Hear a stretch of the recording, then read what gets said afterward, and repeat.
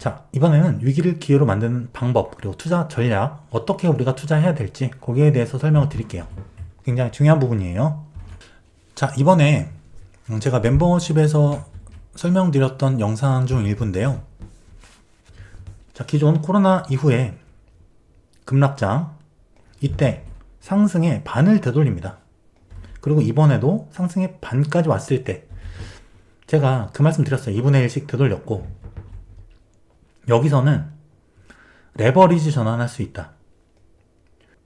현금 대응 못했으면 레버리지를 제가 평소에 사라는 말씀 안 드리죠. 레버리지는 오히려 비추천한다. 하지만 제가 레버리지를 말씀드린 거는 사실 위험천만한 투자가 아니라 쌀 때 레버리지는 오히려 안정적인 투자입니다. 그래서 4월달, 5월달 모아가는 매매, 그런 형태로 저점 구간에 레버리지 전환, 이걸 하라고 시킨 게 아니라 이런 방법이 있다는 거 알려드린 거예요. 실제 저 같은 경우는 자, 여기서 현금 풀매수, 그리고 여기 0.5 구간이거든요. 여기서 레버리지 2배 레버리지로 전환. 저 같은 경우도 지금 마지노선을 마이너스 10에서 마이너스 15% 정도로 봤기 때문에 대응을 좀 일찍 시작했어요. 그래서 한번 손저로 재매수가 여기서 들어간 것이고요. 그 다음에 현금 여력이 없으니까 여기서 레버리지 바꾼 거다. 이렇게 됐을 때 자산, 시드 내가 굴리는 자산에 곱하기 2, 2배 물타기 효과가 생기는 거죠. 그리고 지금 이렇게 올라온 거죠.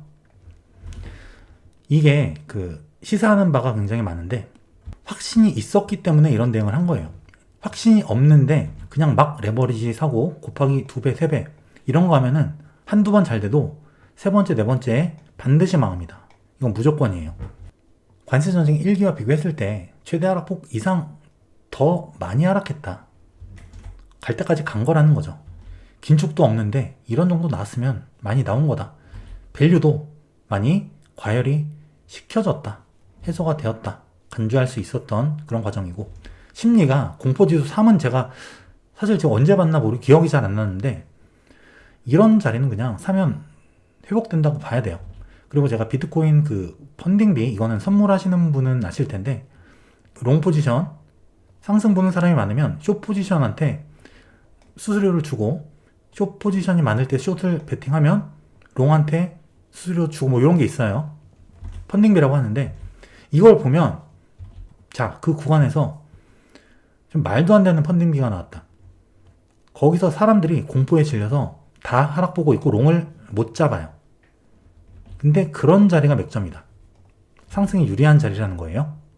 그리고 밸류에이션상 메리트가 있었다. S&P 500 18배, 코스피 PBR 7.8배.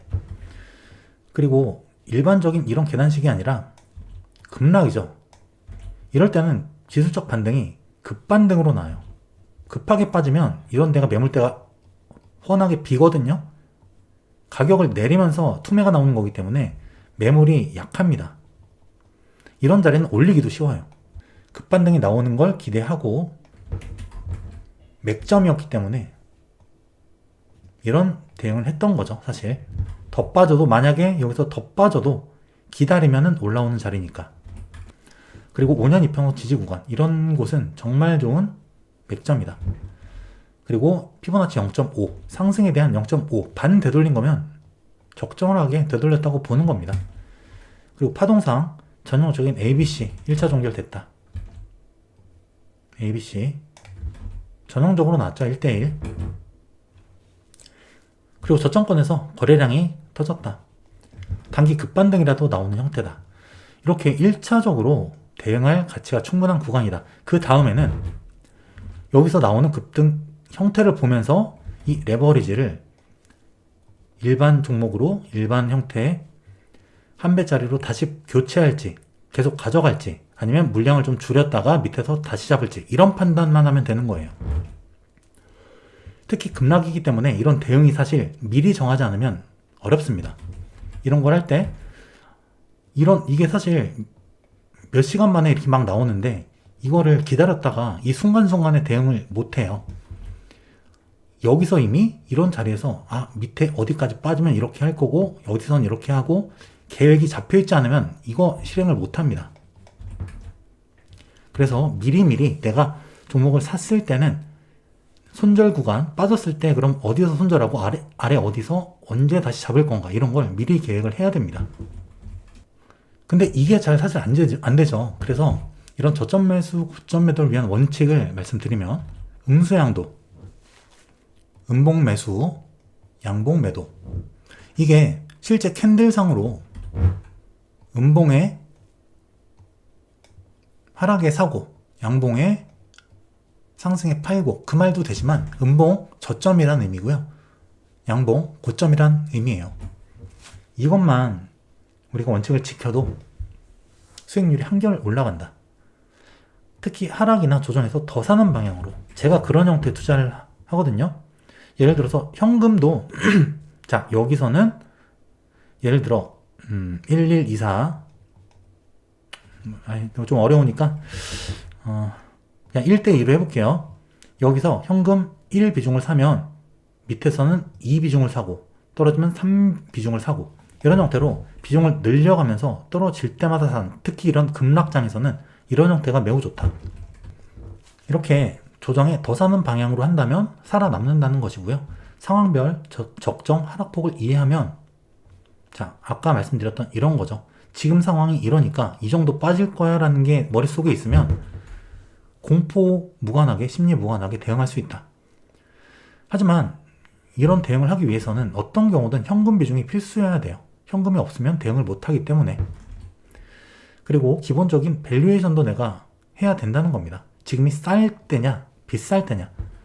싼 구간에서 상황적으로 20% 잘 빠졌는데 근데 밸류에이션도 싸네. 살 수 있다는 거죠. 여러 근거들이 이렇게 있는 상태라면 살 수 있는 것이다. 여기서 풀매수 때리고 레버리지 전환하는 게 위험한 게 아니라 올라갔을 때 오히려 이런데 높은 자리에서 레버리지 이런 상승장 끝물에서 레버리지 타고 있는 게 이게 위험한 거지 이런 거는 오히려 안전한 거예요. 맥점에서 사는 거는.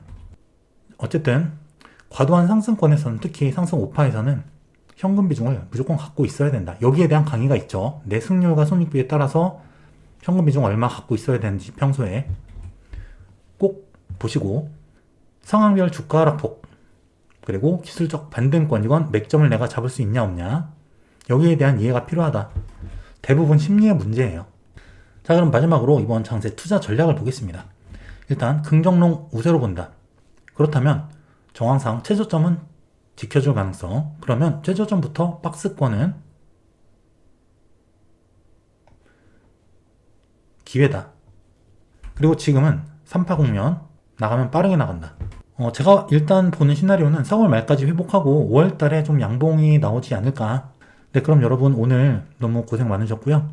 멤버십 이벤트 그래도 2주 동안 무료로 하시는 거니까 그냥 들어보시고 연장하지 않으셔도 되니까 콘텐츠 보시면서 여러분들 지금 손실이 좀 많이 나셨을 텐데 거기에 대해서 좀 회복하시고 공부라도 하셔서 다음번에 똑같은 상황이 왔을 때 더 잘 대응할 수 있는 그 실력을 좀 기르는 그런 기간으로 2주를 보내시면 좋을 것 같아요. 네, 오늘 너무 고생 많으셨고요. 다음에 시간 되면 또 라이브로 찾아뵙겠습니다. 또 유튜브 많이 시청해주시고 오늘 고생 많으셨습니다. 편안한 밤 되세요. 감사합니다.